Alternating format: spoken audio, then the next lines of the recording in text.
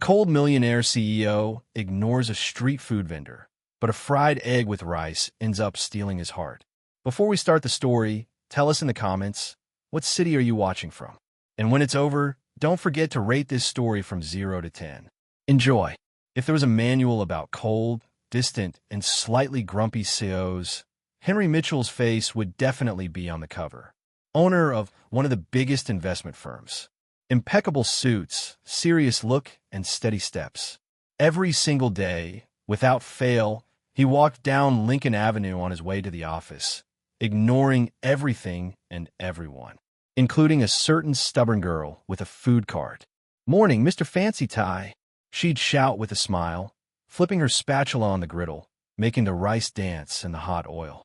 Henry acted like she didn't exist, eyes fixed on his watch, his phone, or the sky. He didn't move a muscle. And that's how life went, at least until that night. After a nightmare of a day, filled with meetings, annoying clients, and more spreadsheets than any human should ever have to deal with, Henry finally left the building, way later than usual. And the moment he stepped onto the sidewalk, his stomach made a noise like a trapped thunderstorm. He stopped, looked down at his own belly in disbelief. And then it happened. The smell. The most outrageous, tempting, criminally delicious smell he had ever experienced. A wild mix of golden garlic, sizzling rice, and a fried egg popping in the oil. It was so powerful it felt like it had hands pulling him by the collar of his expensive suit. And guess where it was coming from? The cart. That girl's cart. The one he'd ignored for months. Emma, of course, noticed immediately. With a playful grin, she crossed her arms and said, like she already knew how the story would end, "You look like someone starving. Want me to fix you a plate?" Henry straightened his tie, took a deep breath, and filled himself with CEO attitude. He answered, coldly and full of pride, "No, thank you. I don't eat street food." What happened next was almost poetic. His stomach growled so loudly that a dog across the street started barking in fear. Emma tried not to laugh, but failed. "See? Your stomach's asking for food. Doesn't matter how elegant you act. Right now your belly's the boss, Mr. Tie." He rubbed his face, looked away, crossed his arms. "No, I'm not. It's just a normal digestive noise." Digestive noise. "Sure," she said, laughing. "So you want a plate, or are you just going to keep arguing with your stomach?" He sighed, looked at the cart, then at his stomach. "Fine, make one," he muttered. Emma smiled, the kind of smile that lights up a whole street. "Knew you'd give in. Welcome to the tasty side of life." She grabbed her spatula, threw rice on the griddle, some onion, garlic, scallions, a drizzle of oil, and then cracked an egg that sizzled like fireworks. "You want it spicy?" she asked, stirring the pan. "Not too much. Just normal," he said, arms crossed, clearly uncomfortable. "Relax, Mr. Tie. This is rice, egg, and diggity on a plate," she winked. The smell got even more illegal. Henry stood there tense, staring at the griddle like it was a minefield. When she was done, she packed it into a food container and handed it to him with a smile. "Here you go, Mr. Fancy Tie. Why do you call me that? Look at you. Tie, custom-tailored suit. You look like you're going to a board meeting just to buy bread." "It's just elegance," he tried to explain, adjusting his tie. He took the container, stepped a few feet away, looking for a spot where no one could see him. He looked at the food, suspicious, took a deep breath, and the first bite. The whole universe seemed to shut down for a second. How can this be so good?" he thought, as that unbelievable flavor took over his senses. It was just fried rice, egg, and garlic, but somehow it was more than that. It tasted like childhood, like home, like comfort, like a memory buried deep in his soul. Within seconds, he finished the whole thing. Didn't even notice. Emma, of course, had been watching from a distance. And when she saw it, she shouted, "Wow. Do you always chew like you're mad at the food? Or is today special?" Henry, wiping his mouth with a napkin, tried to look composed. She crossed her arms, raised an eyebrow, and asked, amused, "So what did you think?" He straightened his tie, put on a bored face, and answered in the most uninterested tone he could fake. "It's all right, not that great." As if his stomach were part of the truth squad. Right then, another loud growl. Emma didn't let it go. "Well then, tell me this. Do you want another plate? Or do you need to run to the bathroom?" His eyes widened, clearly unsure whether to laugh, run, or dig a hole and disappear. Out of options, he lowered his voice and answered, almost in a whisper. "One more plate. There you go. Give in to happiness, Mr. Tai," she said, already tossing more rice on the griddle. He ate. Again. Every last bite. Scraped the container clean. Then he adjusted his suit, paid, without really looking her in the eye, and walked off quickly. But there was something different in his expression. Something had changed. He just couldn't explain what. The next evening, he left the Brooks Industries building exactly at 6:30 p.m., just like always. Impeccable suit, perfectly knotted tie, steady, determined steps. The plan was simple. Walk straight past the cart, get in the Porsche, and go home. No looking, no stopping, no thinking about that fried rice and egg that had stayed with him all night. But life has its ways. As he neared the corner, Henry slowed down, just a little. Almost unnoticeable. Then he pretended to check a message on his phone, but really he was trying to sense something in the air, and there was golden garlic caramelized onion rice sizzling on the griddle, and that unmistakable sound of an egg crackling in hot oil. Henry stopped, took a deep breath, looked at the cart, looked at the car, then back at the cart. "Oh no," he muttered to himself, "I'm not falling for this again." He took 3 more steps toward the portion. "Well, look who's back," Emma shouted, waving her spatula like it was a magic wand. Mr. Fancy Tai couldn't resist. Huh? That was it. He'd been caught. Henry froze on the sidewalk, clearly embarrassed. Emma stood there with that mischievous smile, like she already knew exactly how things would play out. I wasn't," he began, nervously adjusting his tie. "I was just passing by." Sure, she nodded, pretending to be completely serious. Just passing by real slow, staring at the cart, sniffing the air, totally just passing. Henry blushed slightly. "I wasn't sniffing anything."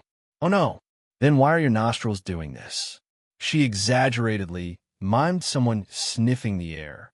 He instinctively touched his nose, which made Emma burst out laughing. "Zelat, Mr. D. Everybody does that when they smell my food. It's normal. It's science. It's irresistible." Henry tried to keep his cool, but Emma could see it. He was clearly struggling inside, torn between executive pride and a deep craving for that food.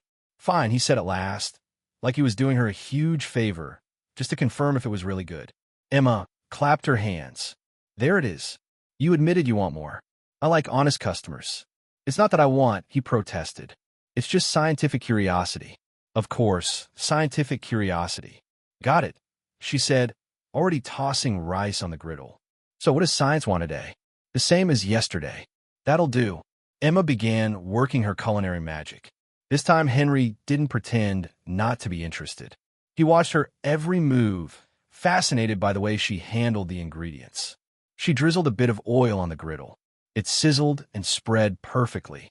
Then came the minced garlic, quickly turning golden and releasing that smell that really should be illegal. Next, the seasoned rice, stirred with precision. "Where did you learn to cook like this?" Henry asked, genuinely curious. "From my grandmother," Emma answered, cracking 2 eggs onto the hot griddle in one smooth motion. "She always said good food takes 3 things: technique, care, and a little bit of mischief." "Mischief?" "Oh yeah, like adding a secret spice that keeps people hooked and always coming back," she said with a playful wink. Henry chuckled. Just a quiet laugh, but Emma noticed. It was the first time she'd seen a genuinely amused look on his face. "So what's the secret spice?" "If I told you, it wouldn't be secret anymore, right?" she said, flipping the eggs like a pro. "But here's a hint. It's not just seasoning. It's intention. Intention. You know when you cook thinking about the person who's going to eat it? Wishing they'll feel happy, full, with a warm heart? That goes into the food too. We call it soul seasoning." Henry watched her as she finished the dish. There was something mesmerizing about the way Emma worked. It wasn't just skill, it was passion. Every move had purpose. Every gesture carried love. "All done," she announced, serving the food in a clean tray. Fried rice with egg, soul seasoning included. Henry took the plate and had his first bite. And once again, the world stood still. It was even better than he remembered. The rice was perfectly cooked, fluffy but not dry. The egg had crispy, golden edges, but the yolk was still creamy. The seasonings blended into a symphony of flavors that brought back memories he didn't even know he still had. It tasted like Sunday at Grandma's house. A kitchen full of laughter. Family gathered around the table. A time when life was simpler and the important things were, well, simple. My goodness, he murmured, unable to stop eating. Good, right? Emma smiled, pleased. I told you it had soul seasoning. This time Henry ate more slowly, savoring every bite, but Emma noticed he was still hungry when he finished. Want some more? She asked. I will. He hesitated. Maybe just a little.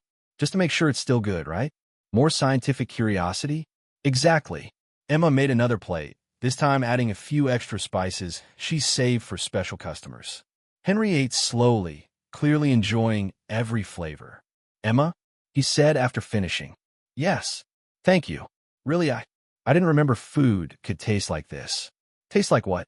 Like happiness, maybe?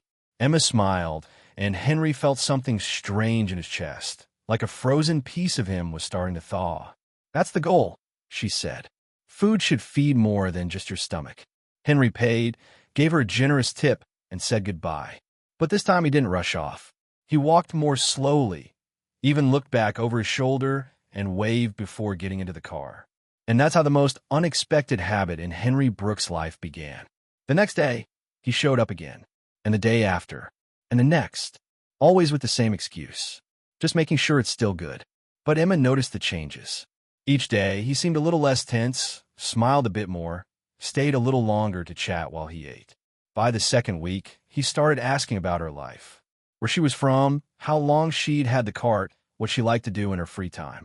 By the third week, he began to share small things about himself, that he worked too much, that sometimes he forgot to eat, that he couldn't remember the last time he had a real meal before discovering her cart.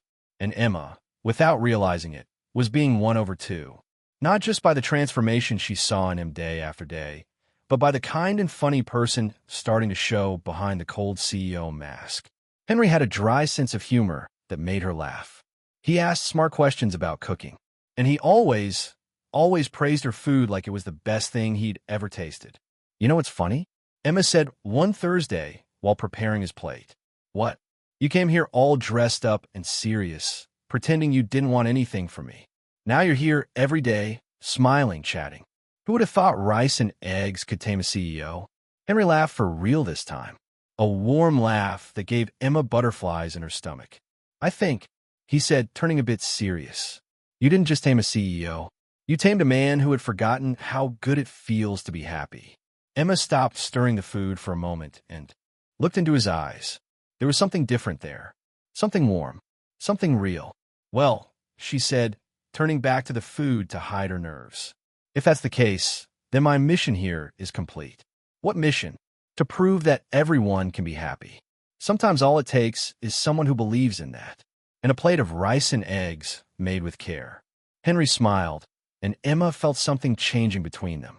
It wasn't just customer and vendor anymore. It was something more. Something that warmed the heart and made the world feel like a better place.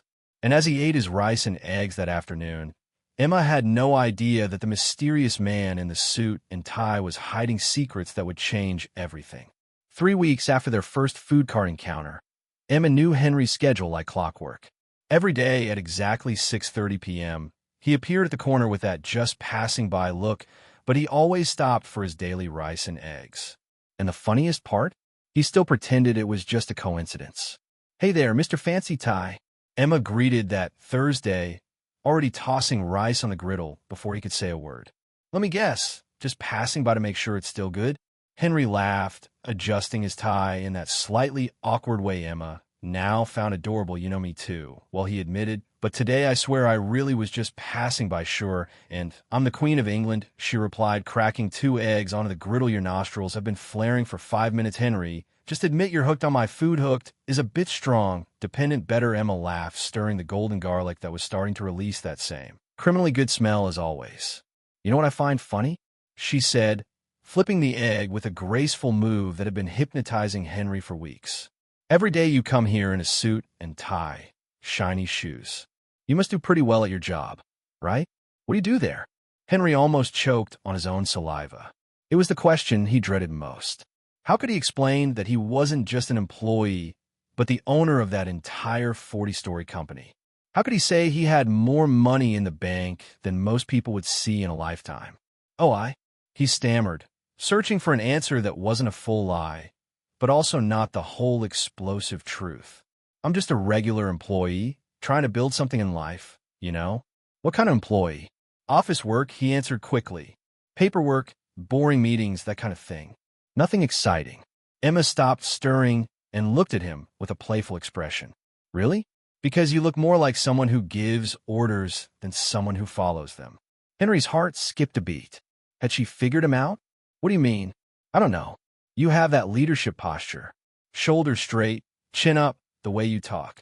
She turned back to cooking, thoughtful.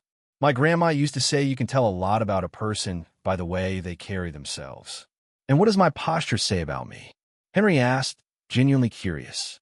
That you're used to responsibility, to making important decisions, and she winked that you're pretending to be more ordinary than you really are. Henry swallowed hard. Emma was more observant than he thought. Maybe I just have good posture. He tried to steer the conversation elsewhere. Could be, she agreed, though Henry noticed she wasn't fully convinced. So, office worker? How long have you been there? About a few years, he answered vaguely. Technically not a lie. He'd founded the company 5 years ago. Do you like what you do? Henry paused to think. It was a strange question. When was the last time someone had asked if he liked his job? It's complicated, he finally said. Sometimes it's rewarding. Other times it's lonely. Lonely? Emma plated the food and handed it to him. But don't you work with other people? Yes, but... Henry picked up the fork, trying to find the right words. Sometimes you can be surrounded by people and still feel completely alone, you know? Emma stopped what she was doing and looked at him with a more serious expression. Wow, that's kind of deep fancy tie. Sorry, didn't mean to get dramatic. No, it's interesting. It's just, you seem to carry a lot on your shoulders for someone who's just an office worker. Henry took a bite of the rice and eggs, using the food as an excuse not to answer right away. As always, the taste transported him somewhere lighter, simpler. And you? He asked, changing the subject. Did you always want to have a food cart? Oh no, Emma laughed. My real dream is to have a restaurant, a small, cozy place where people come not just to eat, but to feel at home. Why don't you go for it? Mostly money, she shrugged. A restaurant needs startup funds, licenses, it's expensive. But I save a little every month, maybe someday. Henry felt a strange tug in his chest. There was this talented woman with a real dream, fighting for every penny to make it happen. Something he could fund without even noticing the expense. I'm sure you'll get there, he said sincerely. Your food is amazing. Any restaurant would be lucky to have you.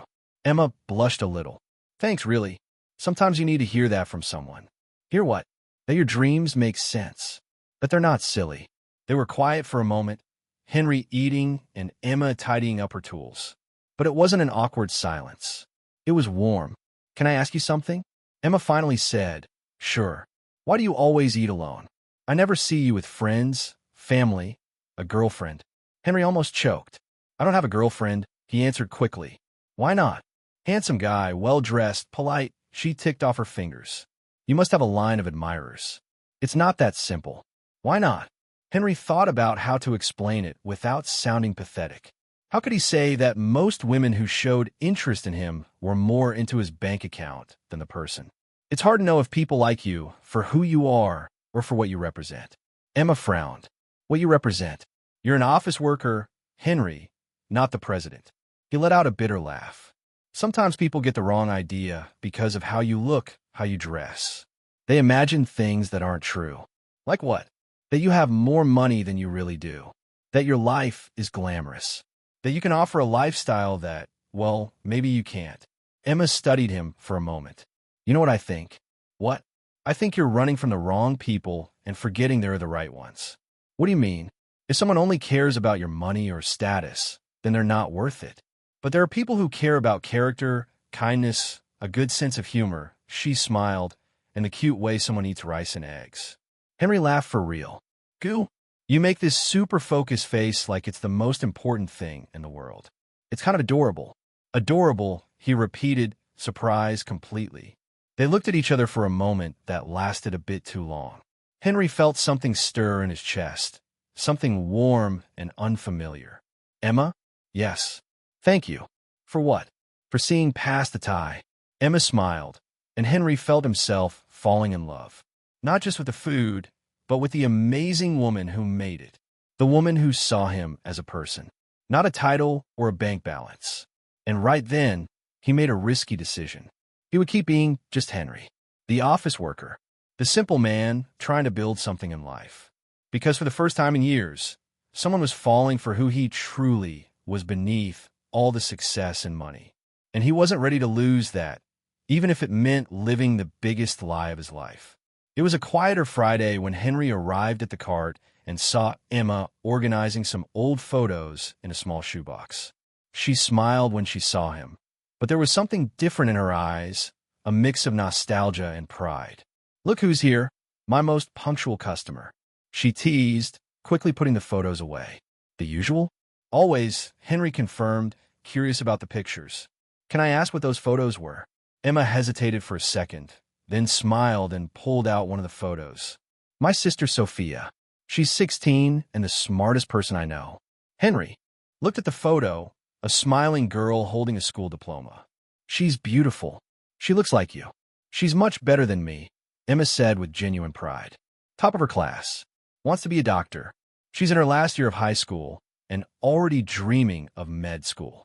That's amazing. Where does she study? At a private school nearby. I got her a partial scholarship, but I still have to pay part of the tuition. Henry started to understand the bigger picture. Emma worked every day, rain or shine, to support her sister's dream. And your parents? Emma was quiet for a moment, stirring the rice on the griddle. My dad disappeared when Sophia was 5. My mom?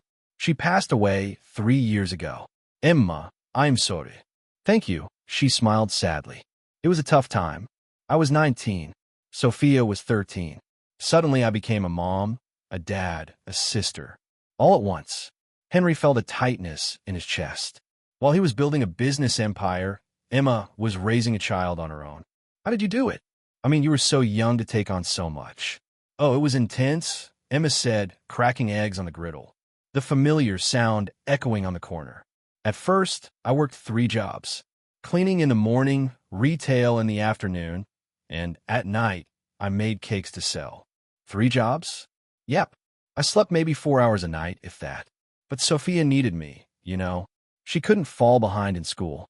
She couldn't stop dreaming of college just because life was unfair to us. Henry stopped eating, completely absorbed by her story. And the food cart? How did that idea come up? Emma smiled, a happier memory lighting up her face. Would you believe it was Sophia's idea? I was exhausted, running between jobs, barely making anything.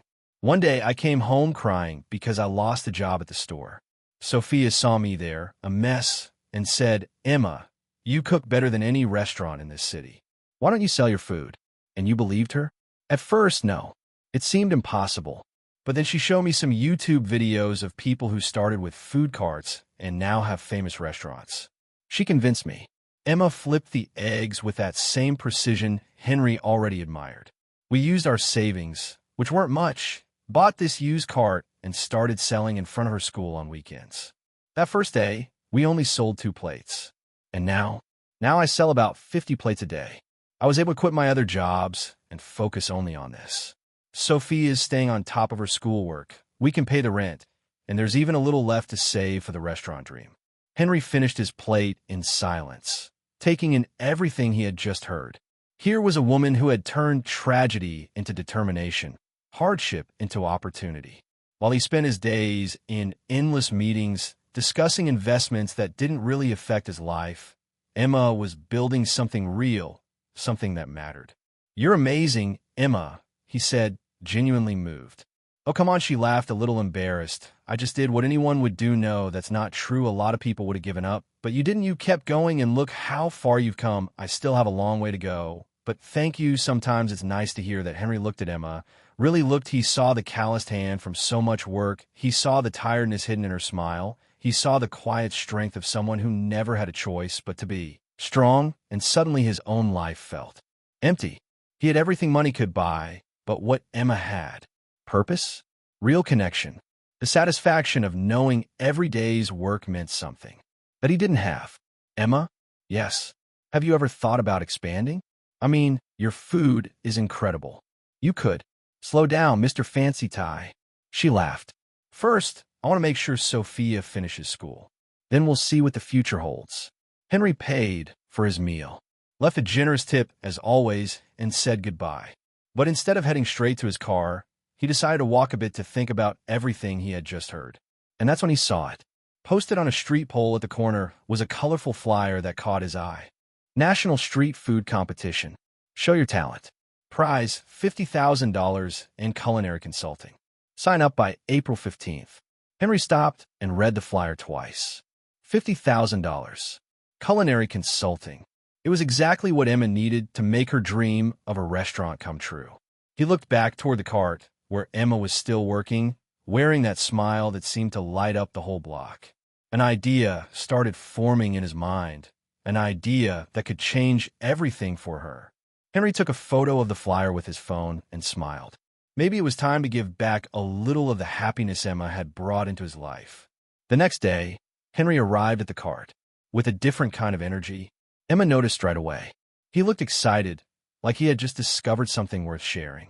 Good morning, Mr. Fancy Tie, she greeted, already starting to prepare his usual dish. You got a strange look on your face today? Something could happen? Actually, yes, Henry smiled, pulling out his phone. I want to show you something. He showed her the picture of the competition flyer. Emma stopped stirring the rice on the griddle and frowned. National Street Food Competition? She read aloud. And why are you showing me this? Because you should enter. Emma laughed so loudly that a pigeon pecking at crumbs near the cart flew off in fright. Me? Henry, have you lost your mind? I'm serious, he insisted, putting the phone away. Look at that prize. $50,000 in culinary consulting. It's exactly what you need for your restaurant. Henry, Emma shook her head, going back to cooking. That's not for people like me. What do you mean people like you? People without culinary training, without professional skills, she said, cracking eggs harder than necessary. I learned to cook for my grandmother in our kitchen at home. I didn't study in some fancy cooking school. So what? So what? She looked at him, incredulous. Henry, those competitions are for real chefs, people who know how to make complicated sauces, fancy dishes. All I know how to make is rice and eggs. Just that. Henry moved closer to the cart, resting his elbows on the counter. Emma, in the last 2 months, I've eaten at some of the best restaurants in Seattle. You know what the best meal I had was? Which one? Every single one I had here. Emma stopped stirring and looked at him. You're just being nice. No, I'm being honest. You win people over with rice and eggs. What more do you need? You need technique, knowledge, professional equipment. You already have the technique and the knowledge too. As for equipment, Henry gestured toward the cart. You work magic with this thing. Just imagine what you could do with better tools. Emma served his plate, clearly shaken. Henry, you don't understand. These competitions are on TV. There will be famous judges, well-known chefs. They'll laugh at me when I show up with my rice and eggs. Let them laugh, Henry said, picking up his fork. At least until they taste it. You're crazy. Completely crazy. Maybe. But do you know what I've learned in the last few years at work? What? That real talent always wins in the end. And you, Emma, he took a bite and smiled. You have more than enough talent. Emma was quiet for a moment, wiping her hands on her apron. Even if I wanted to, and I don't, the deadline has probably passed. Henry checked the date on his phone. There's still a week left. Plenty of time. Henry, just listen. What's the worst that could happen? You don't make it past the first round? So what? At least you tried. But what if you move on? What if you win? Emma looked at him, and Henry saw the struggle in her eyes. $50,000, Emma. Do you know what that would mean for your restaurant? For Sophia's future? Stop, she murmured. Don't go putting ideas in my head. Why not? They're good ideas. Because, she sighed, because I'll start dreaming about it and then get disappointed when it doesn't work out. Henry finished his plate and stood up. You know what your problem is, Emma? What? You're afraid of your own talent. She looked at him, surprised by his words. You take care of your sister, run a home, build a business from nothing, he continued. But you're afraid of a competition? It's not fear, It's being realistic. It's fear, he said gently. Fear of finding out you're even better than you think. Emma stayed quiet, fidgeting with her utensils. What if I make a fool of myself? What if you don't? They looked at each other for a long moment. Henry could see Emma fighting with herself. The part of her that wanted to dream against the part that had always played it safe. I'll think about it, she finally said. That's all I'm asking. Henry paid the bill and said goodbye, but stopped after a few steps. Emma? Yes. Sophia would be proud of you for trying, no matter what happens. And with that, he walked away, leaving Emma alone with her thoughts and an idea she couldn't get out of her head. The next few days were quiet torture. Emma cooked while thinking about the competition. She served customers, imagining judges tasting her food. At night, she dreamed of awards and disappointments. Henry showed up every day, but didn't bring it up. He just praised the food like always and watched as Emma wrestled with her decision. It was Thursday when Sophia came to the cart after school. Emma, you've been acting weird this week. Did something happen? Emma told her about the competition and Henry's suggestion.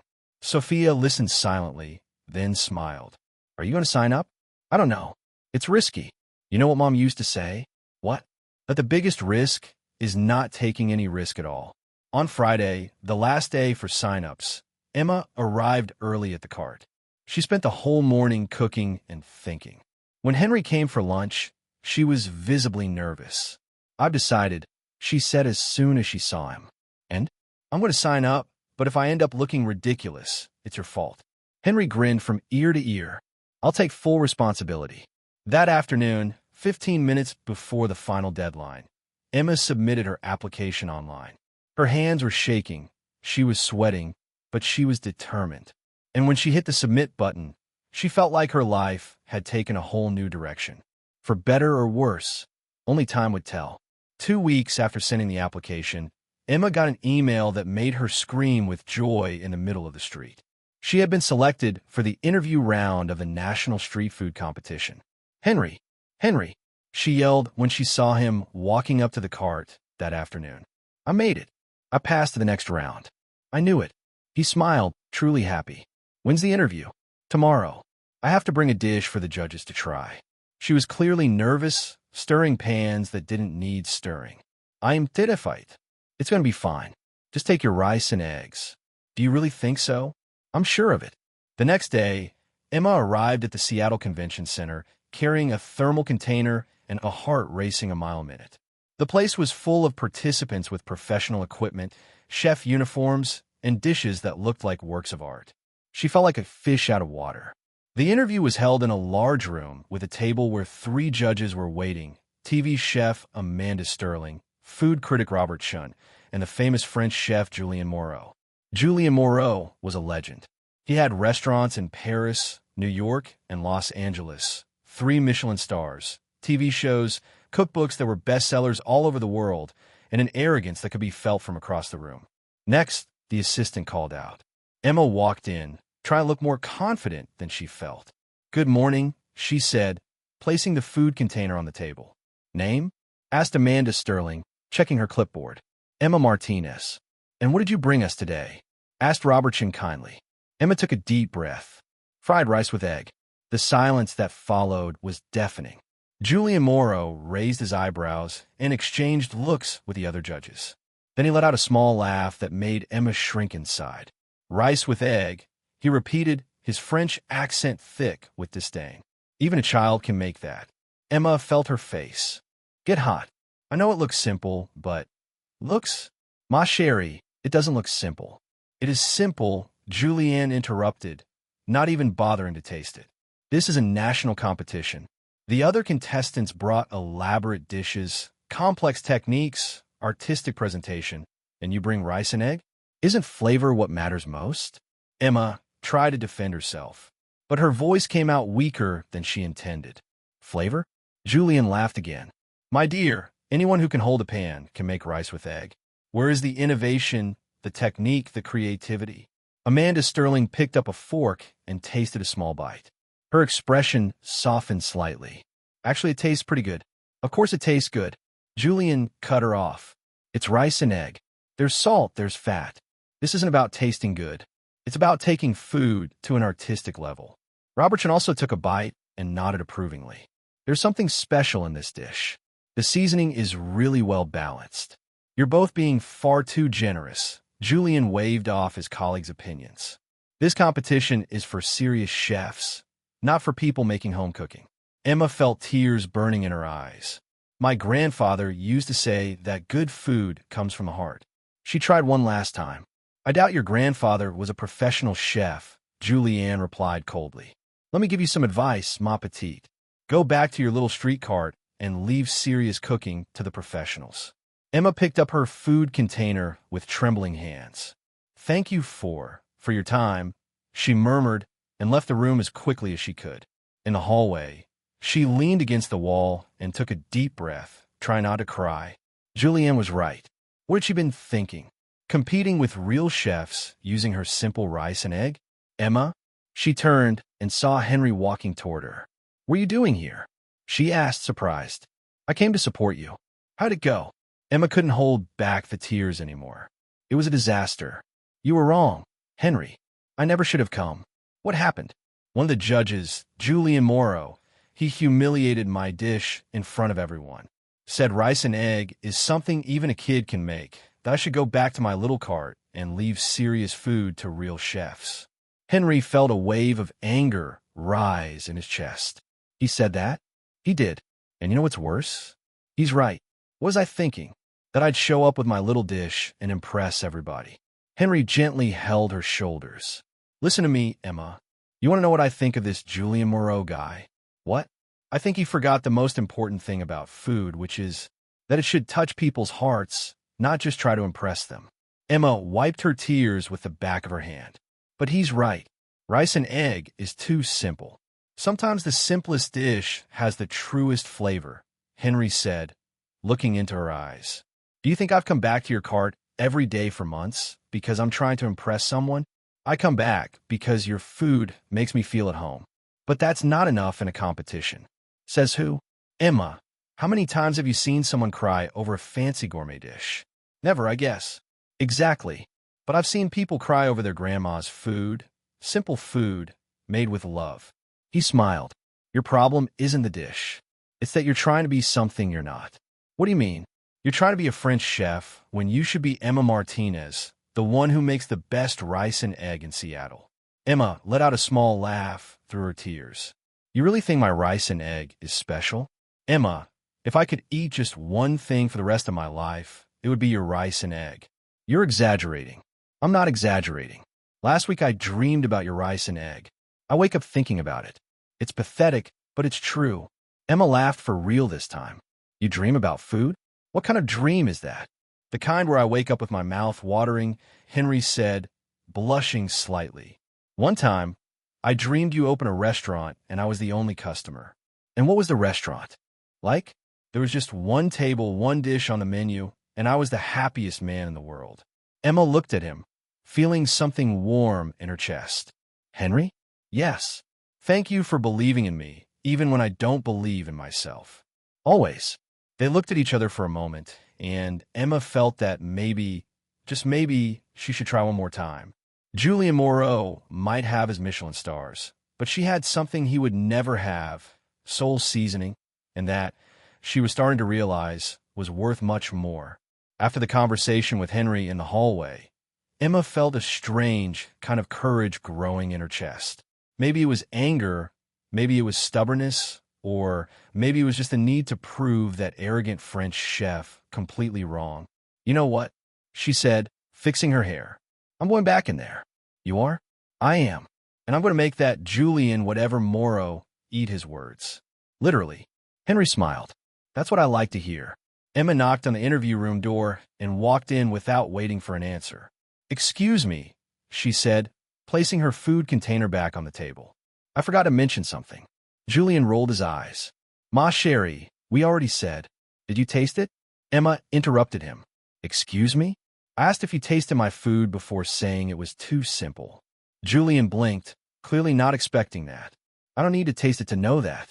Oh, so you're like a psychic chef? Emma crossed her arms. You could taste food just by looking? What an amazing talent. Robertson held back a laugh. Amanda Sterling was clearly enjoying this. Listen here, young lady. Julian began, but Emma didn't let him finish. No, you listen. She pointed her finger at him. You're judging my food without even tasting it. Is that professional? Is this how you do things in France? Well, because where I come from, we at least taste something before saying bad things about it. It's just basic manners. Amanda Sterling burst out laughing. She's right, Julian. Taste the girl's food. Julian, clearly uncomfortable, picked up a fork reluctantly and took a small bite. Then, his expression changed completely. He chewed slowly, furrowed his brow, chewed some more, then stopped. Mon Dieu, et murmure. Exactly, said Emma, satisfied. Not so simple after all, right? How? How did you get this flavor? Grandma's secret. And by the way, she cooked better than a lot of fancy French chefs I know. Robertson laughed out loud now. Emma, you're moving on to the next round, Amanda Sterling announced. Julian? The French chef was still trying to process what he had tasted. Approved, he grumbled, clearly unhappy. Emma smiled and picked up her food container. Thank you. And Mr. Julian? Next time, try before you judge. It'll be less embarrassing. And she walked out of the room like a queen. In the hallway, Henry was waiting with a huge smile on his face. From that smile, I'm guessing it went well. I made it to the next round. Emma threw her arms around him, Stell, and he lifted her off the ground. I knew it. I knew you could do it. When he put her down, they were very close. Too close. Emma's heart skipped a beat. Henry, Emma, you were amazing. Really. They looked at each other, and for a moment the world seemed to pause. But then Emma remembered where they were and stepped back, blushing. Let's get out of here before I do something else crazy. Over the next 2 weeks, Emma threw herself into preparing for the competition like a woman on a mission. And Henry, well, Henry became practically her unofficial personal assistant. Emma, I got those special spices you wanted, he said one Tuesday, arriving at the cart with several bags. Henry, this must have cost a fortune. Imported spices? Don't worry, it's an investment for the future restaurant of Emma Martinez. You're crazy, she laughed, touched. Thank you. Really? On Thursday, he showed up with brand new equipment. A portable electric griddle, he announced, taking it out of the box so you can practice at home. Henry, this thing costs more than my rent. It's borrowed, he lied with a straight face from a friend, a rich one. What rich friend? A very rich friend that I don't know well. Emma narrowed her eyes. You're making this up, aren't you? Completely. But will you accept it anyway? She laughed and shook her head. I'll take it, but only because you're an adorable liar. That weekend, Henry showed up with an even bigger surprise. I created an Instagram profile for you, he said, showing her the phone. Look at a rose column or Emma. You already have 300 followers. Wait, how do I already have 300 followers? Well, I might have shared it with a few people I know. What people, Henry? You said you don't have many friends. I have. Work acquaintances. Administrative folks have their connections. Emma grabbed the phone and looked at the photos he had posted. They were all beautiful, professional, making her food look like it belonged in a magazine. Henry, these pictures are amazing. Who took them? I did, he said proudly. Turns out I have a talent for food photography. Talent? These look completely professional. YouTube University, he shrugged. I watched about 40 tutorials. Emma was both moved and impressed. Why are you doing all this for me? Henry grew serious for a moment. Because you deserve it. And because seeing you happy makes me happy too. They looked at each other again in that way. The air between them almost sparked with tension. Emma moved a little closer. Henry, Emma. He leaned in. She closed her eyes. They were just inches apart when, Emma, what's this about a TV competition the neighbor told me about? Sophia came running over, her school backpack still on, with a look that said she wanted answers. Right now, Emma and Henry pulled apart so quickly they nearly knocked over the griddle. Sophia, you scared me. Emma tried to recover her composure. You got out of school early. I left early to come talk to you, Sophia said, looking from Emma to Henry with that sharp teenage gaze that misses nothing. Fury, did I interrupt something? No, you didn't interrupt anything, Emma said quickly. We were just talking very closely from what I saw, Sophia said with a sly smile. Henry turned bright red. I was just explaining a food photography technique. Oh, sure, Sophia said, clearly not buying it. And this technique needs you to stand that close? Sophia, Emma protested. Relax, cease. I like Henry. He seems like a good guy, Sophia said, winking at him. Just don't do that kind of stuff in front of the cart. It's bad for business. Emma was mortified. Henry looked like he wanted to hide behind the griddle. Now tell me how the competition interview went. Sophia crossed her arms. And just like that, with Sophia asking 100 questions and Henry pretending to reorganize the spices for the 10th time, the romantic moment vanished completely. But Emma couldn't stop smiling, because for the first time in her life, she had someone who believed in her, someone who was willing to invest time, money, and energy in her dreams. And, judging by the way Henry looked at her, maybe, just maybe, he felt something more than friendship. The problem was she was starting to feel it too, and it was getting harder and harder to ignore. If there had been a contest for most nervous person in the universe, Emma would have won by a landslide that Saturday morning. She arrived at Pier 70, the competition location, at 6 in the morning, pushing her cart through the still, empty streets of Seattle. The event wouldn't start until 9, but she needed time to calm herself down, or at least try. Deep breath, Emma. It's just a national competition being broadcast live to 3 million people. No pressure at all, she muttered to herself. When she got there, she stopped and widened her eyes. The pier had been transformed into a full-blown food fair, colorful tents, cameras everywhere, a swarm of producers rushing around with clipboards and headsets, and the other competitors. Oh dear, Emma looked around and wanted to crawl under her cart. To her right was a food truck that looked like it had been pulled straight out of a design magazine. All black and gold with the name Gourmet Fusion written in elegant letters. The chef, a man with a hipster beard and leather apron, was organizing ingredients Emma didn't even recognize. To her left, a huge red trailer with a kitchen that looked more high-tech than a NASA lab. The chef, a blonde woman in a spotless uniform, was testing what looked like a culinary blowtorch. And behind her, the most intimidating of them all, food truck that looked like a luxury restaurant on wheels. Mirrored windows, an internal sound system, and even a TV playing videos of the chef's dishes. And then there was Emma, with her peeling blue cart, 2 pots, a slightly crooked griddle, and an umbrella that had definitely seen better days. Can I help you? A producer asked, approaching with a polite smile that didn't quite hide her confusion. Are you a contestant or a local vendor? Contestant, Emma replied, trying to sound confident. Emma Martinez. The producer checked her clipboard, clearly surprised. Oh, you're the street cart one. That's me. How interesting. Well, your space is over there, she said, pointing to a tiny spot between 2 massive food trucks. Good luck. Emma pushed her cart to her little corner and tried not to feel like David facing several Goliaths at once. Hey there, said the hipster chef from the gold food truck. First time in the competition? Yeah. And you? Third time. Marcel Dubois, he said, extending his hand, executive chef at 5 restaurants in San Francisco. Emma Martinez, executive chef of 1 cart. Marcel laughed, clearly thinking she was joking. Funny. So what's your specialty? Fried rice with egg. Marcel's laugh stopped short. You're serious? Completely. Marcel blinked a few times, then gave a nervous little chuckle. That's bold, very minimalistic. It's one way to put it, Emma agreed. From the other side, the blonde chef walked over. Victoria Ashford, she said, holding out a perfectly manicured hand. Graduated from the Culinary Institute of America. And you? Emma Martinez, graduated from Grandma's University. Victoria Fronez. Not familiar with that one. That's because it's just a kitchen with a very wise grandma. Victoria smiled politely, but Emma saw her exchange a look with Marcel.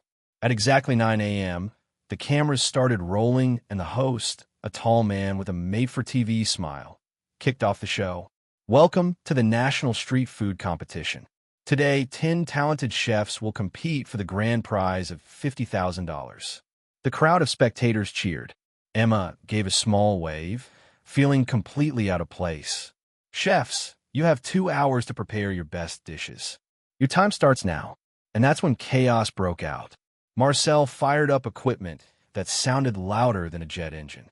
Victoria started flambeing something with her blowtorch. The chef with the giant food truck cranked up some electronic music that made the whole pier shake.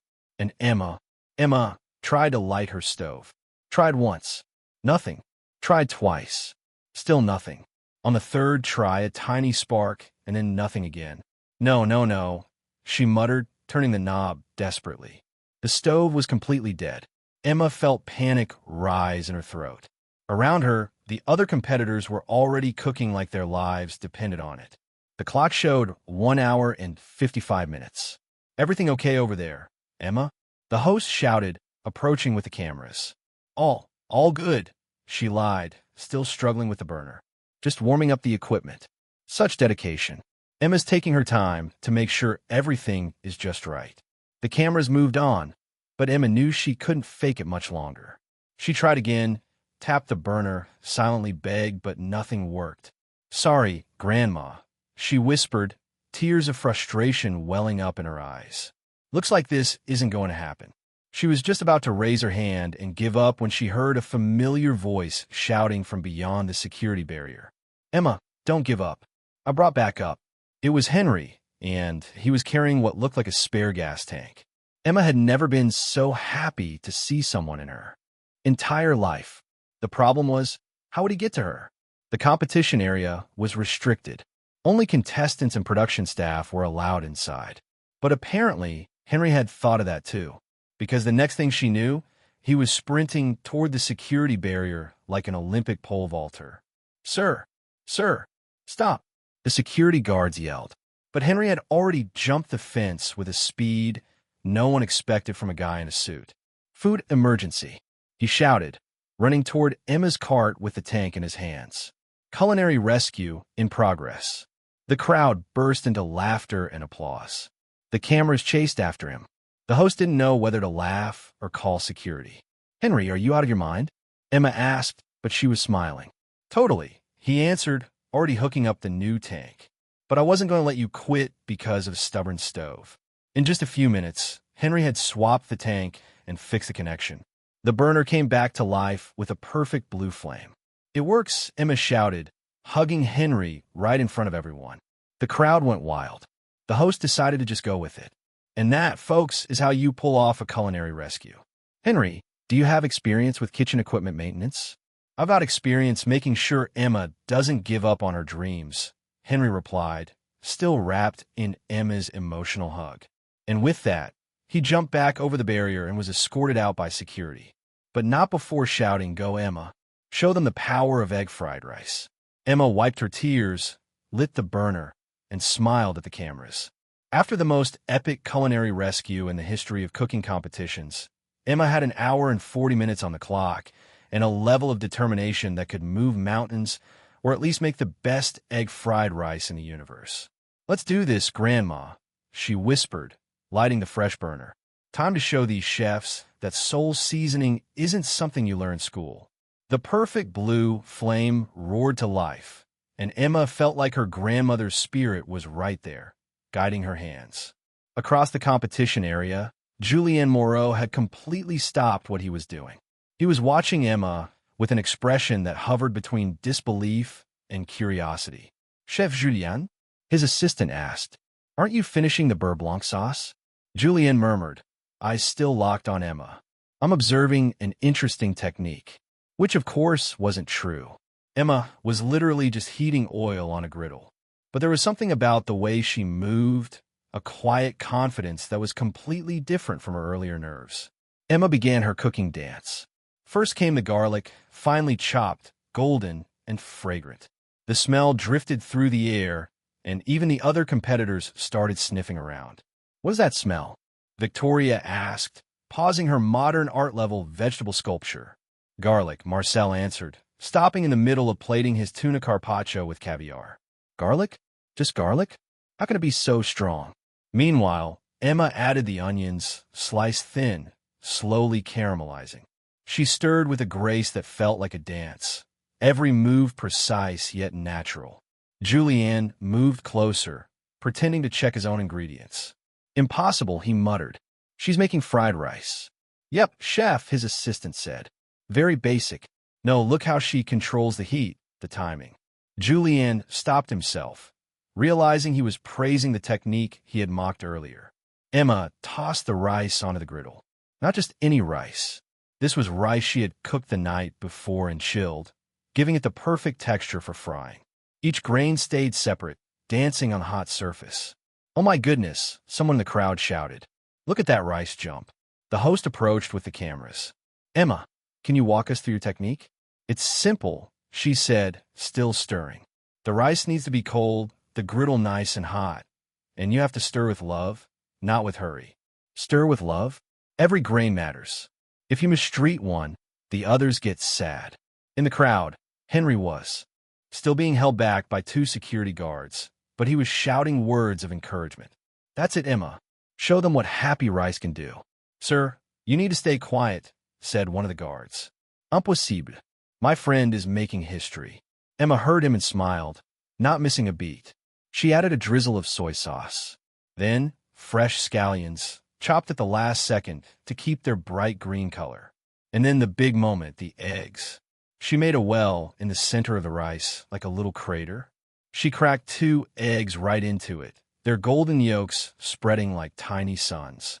Crater technique, Marcel noted, clearly impressed in spite of himself. Very clever. It's just common sense, Victoria replied, but she was watching closely too. Emma folded everything together, incorporating the eggs with steady, gentle movements.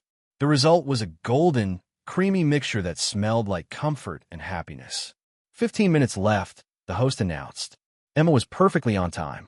She tasted the rice with a spoon, adjusted the flavor with a pinch of salt and a drop of sesame oil. Done, she said, turning off the heat.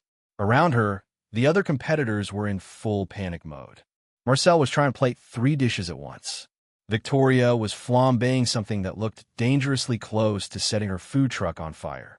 And Emma was calmly plating her egg-fried rice on a plain white dishes that made the food shine. Time's up. The judges stepped forward for the tasting. Along with Julian Moreau, there were Amanda Sterling and Robert Shun, and a surprise, a special guest judge, TV chef Marcus Williams. Let's start with Marcel, Amanda announced. Marcel presented his bluefin tuna carpaccio with oscitra caviar and sake reduction. It looked like a painting. Technically perfect, Marcus said. Flawless presentation. But lacks soul, Robert added. It's beautiful, but it doesn't move me. Julienne just nodded, not wanting to take a side. Victoria brought her vegetable sculpture with black truffle foam and edible flowers. It literally looked like modern art. Innovative, Amanda said. Very creative. But is it food or decoration? Marcus asked. I am confused. Then it was Emma's turn. She walked up with her 3 simple plates of egg-fried rice. No fancy decorations. No edible flowers or phones. Just golden, creamy rice that smelled like home. Emma Martinez, she announced. Fried rice with egg. My grandmother's recipe, made with simple ingredients and a lot of love. Julian rolled his eyes but picked up his fork. Bon, he murmured, clearly not expecting much. He took a bite and stopped. He chewed slowly, a puzzled look spreading across his face. My goodness, he whispered.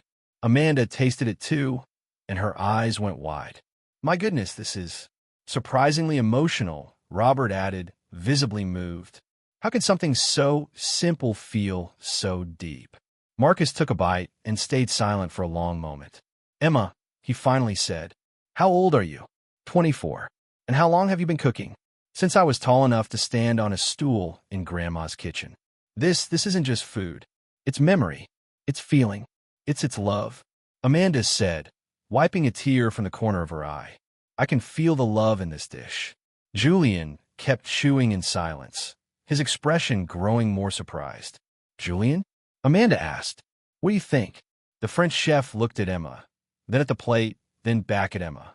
I must admit, he began, clearly fighting his pride. Maybe. It's not so simple after all. The crowd burst into applause. Henry managed to break free from security and shouted, That's right. Emma, you're amazing. Emma smiled, tears of joy in her eyes. Thank you, she said, but it wasn't me. It was Grandma. She's the one who deserves the credit. No, Julianne said, surprising everyone. The technique may come from your grandmère, but the execution, the passion, that's all you.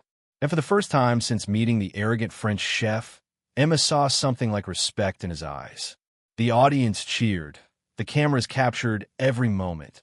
And Emma knew that no matter the final result, she had proven something important, that food made with love always wins, even if it's just egg and rice.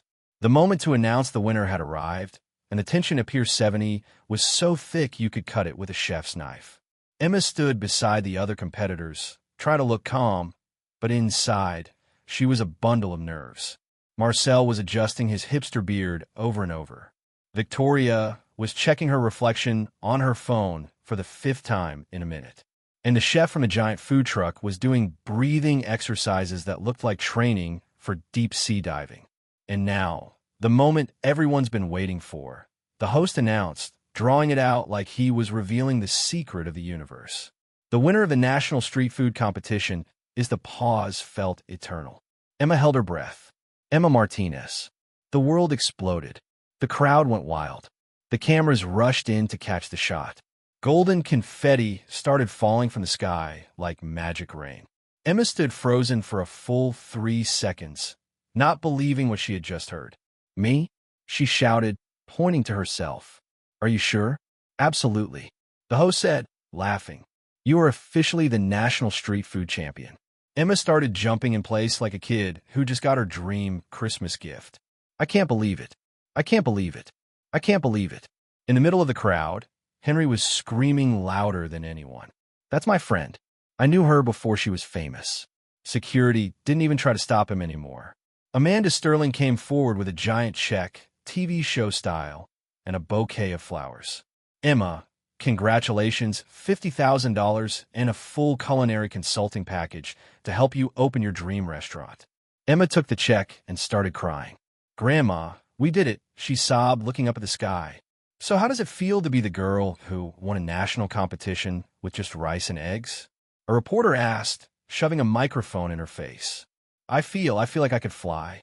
Emma replied, still crying and laughing at the same time. At that moment, Henry broke through security again. Apparently, he was developing ninja skills and ran toward the stage. Emma, he shouted, climbing the steps 2 at a time. Henry, she shouted back. They ran toward each other like a scene from a romantic movie. When they met in the middle of the stage, Henry lifted her up and spun her around. You did it. I knew you could, he said, his voice thick with emotion. Thank you for believing in me, she said. Thank you for saving me when the stove broke. Thank you for. And then, caught up in the moment, in the thrill of victory, with millions of people watching, Emma grabbed Henry by the tie and kissed him. It was a Hollywood-style kiss, the kind that makes the crowd sigh and photographers go wild. The cameras caught everything, the flashes exploded, and the crowd screamed even louder. When they pulled apart, both of them were blushing, breathless, and smiling like 2 teenagers in love. Wow, Henry murmured. Yeah, Emma agreed. Wow. The host, ever the professional, decided to roll with the romantic moment. And just like that, folks, we don't just have a new champion. We have a new couple. Love was in the air, and in the rice and eggs. The celebration went on for another hour. Emma gave interviews, took pictures, signed aprons. Henry stayed by her side the whole time, proud as a peacock. That's when a reporter came over. Emma, one last question, he said. A lot of people are curious about your relationship with CEO Henry Brooks. How did you two meet? Emma blinked. Sorry, what? CEO Henry Brooks of Brooks Industries. The reporter repeated as if it were obvious. One of the biggest investment companies on the West Coast. How did you meet? Emma slowly turned to Henry, who had gone pale as a ghost. Say, she asked, her voice strangely calm. Emma, Henry began. Brooks Industries? She continued. The company in the building where you work? I can explain. Were you an administrative employee? Henry swallowed hard. Technically, I am administrative. I manage the whole company. Emma stared at him for a long moment. Around them, reporters waited, cameras rolled, and the party continued. But for Emma, time had stopped. Excuse me, she said politely to the reporters. I need to speak with CEO Brooks in private. She took Henry by the arm and pulled him away from the cameras toward a quieter corner of the pier. Emma? He started. No. She raised her hand. Let me get this straight. For the past few months, you've been lying to me about who you are? I didn't exactly lie. Henry, she burst out. You're one of the richest men in Seattle. You own the company, and you told me you were an administrative worker trying to build something. Technically, I'm trying to build something. You already built it. You have an empire.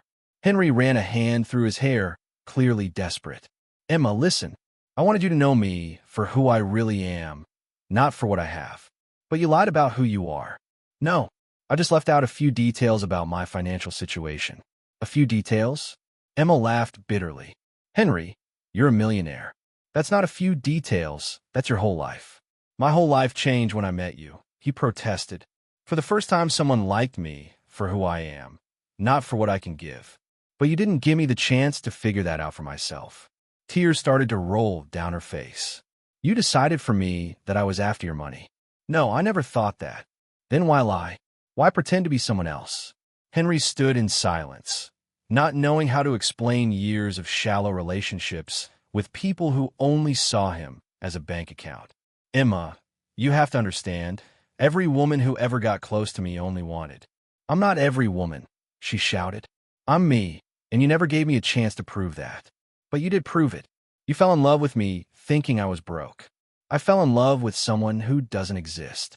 Emma wiped her tears with the back of her hand. The Henry who's an admin trying to make something of himself. That guy doesn't exist. You're Henry the billionaire CEO who plays poor. I'm still the same person. No, you're not. The same person wouldn't lie. Henry felt the ground fall out from under him. Emma, please. What I feel for you is real. What we had together was real. Emma looked at him for a long moment, and Henry saw the exact moment she made her decision. Maybe it was real for you, she said, her voice breaking, but for me, I can't be with someone who lied about who they are. That's not love, Henry. That's a lie. Emma, no. She shook her head. It's over, we're over. And with that, she turned and walked away, leaving Henry alone on the pier, his heart shattered, knowing he had lost the one thing in life that truly mattered. In the distance, Emma got into the taxi that would take her home, holding the $50,000 check that was supposed to represent the fulfillment of her dreams. But in that moment, it felt like just a piece of paper worth nothing compared to what she had just lost. 2 months after the competition, Emma stood in front of a small place in Capitol Hill, holding the keys to what would be Rice and Love, her very own restaurant. It wasn't anything fancy. 12 tables, an open kitchen, exposed brick walls, and a rustic charm that made everyone feel at home, just like she had dreamed. I can't believe we did it, Grandma, she whispered, looking up at the sky. Sophia was next to her, practically bouncing with excitement. Emma, just look at this. You got a real restaurant. We got a restaurant. Emma corrected her. You're the one who gave me the strength to get here. What still puzzled her was how it had all come together so quickly. Yes, she had the $50,000 from the prize, but renovating the place, buying equipment, getting licenses, it was all much more expensive than she'd imagined. That's when the anonymous investor showed up. One day, a lawyer called saying a client wanted to invest in a restaurant, but wished to remain anonymous. The investment would cover all extra costs with no interest and no claim to the profits. Is this real? Emma asked, skeptical. Completely legal, the lawyer assured her. My client has just one condition: you can never know who it is. It was strange, but Emma wasn't in a position to say no. And so, Rice and Love became a reality. The opening was a huge success. Lines out the door, food critics, influencers, and of course all the loyal customers from her food cart. But through all those months of hard work and success, Emma carried a quiet sadness. No matter how many compliments she got or how many plates she served, there was always an emptiness. She missed Henry, not the rich CEO who lied, but the man who ate rice and eggs every day with that focused little face. The man who believed in her dreams when she couldn't believe in them herself. Emma, said Sophia one morning while helping prep in the kitchen, you're thinking about him again. About who? Henry. You get that lost puppy look every time he crosses your mind. I do not. You do, and look. Sophia stepped closer. I know he lied, but you saw the way he looked at you. That wasn't a lie. Emma sighed. It doesn't matter, Sophie. He made his choice. He chose to pretend instead of trusting me. Or maybe he was just scared of losing you. Fear doesn't justify lies. Sophia was about to respond when the doorbell rang. Good morning. Emma greeted automatically without looking.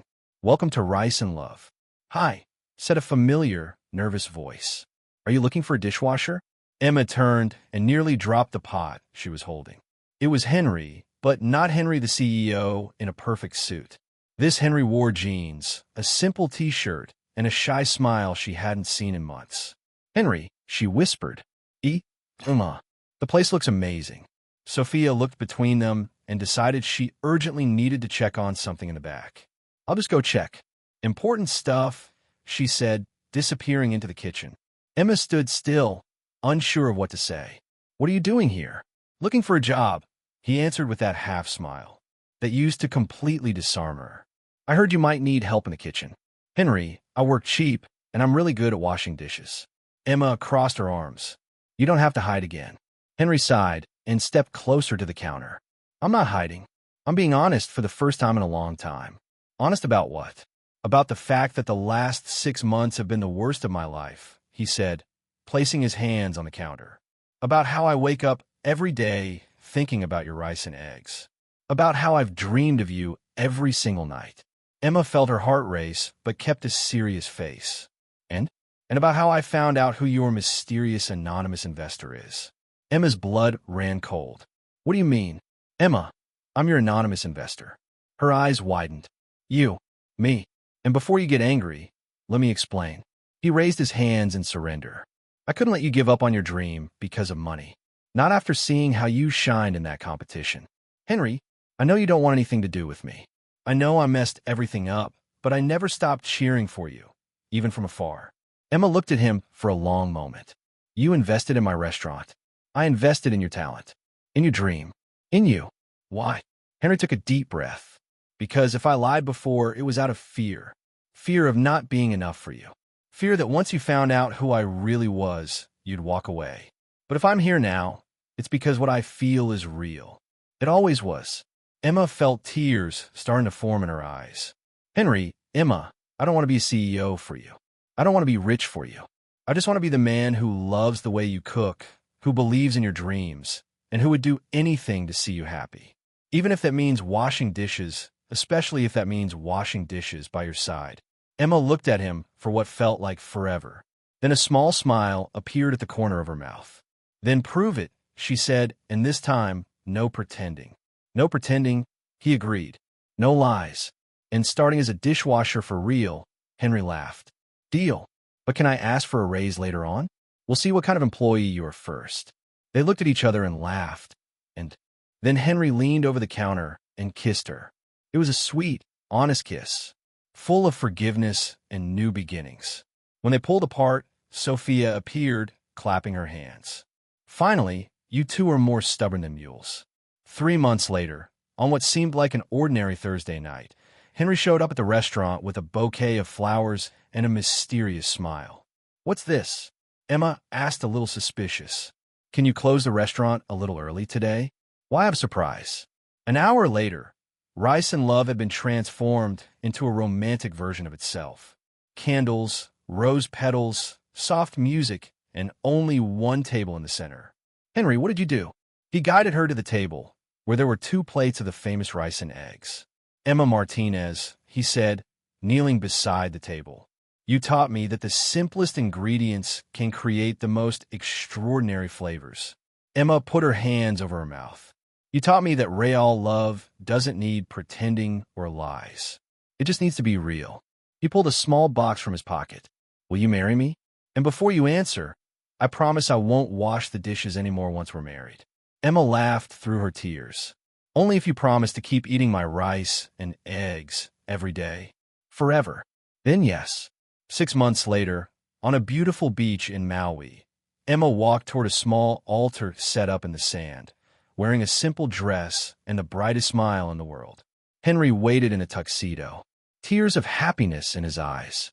Sophia sat in the front row, crying proudly, holding a bridesmaid's bouquet and a sign that read, I knew it from the start. And when the priest asked if Emma would take Henry as her husband, she looked into his eyes and said, "I do. Forever. With rice and eggs and everything." The next day, back at the restaurant, a famous food critic came in for a review. "It's just rice and eggs, right?" she asked, looking at the menu. Emma, now wearing a wedding ring that sparkled like her happiness, smiled. "Just wait until you try it." And when the critic took her first bite, Emma saw that same look of surprise and emotion in her eyes that she saw in everyone who tasted her food. Because in the end, the secret was never the rice or the egg. It was the love. And love, when it's real, flavors everything. What did you think of Henry and Emma's story? Let us know in the comments. Rate this story from 0 to 10. What's your score? Don't forget to subscribe and hit the bell to follow all our stories. And click here on the final screen to watch more emotional stories.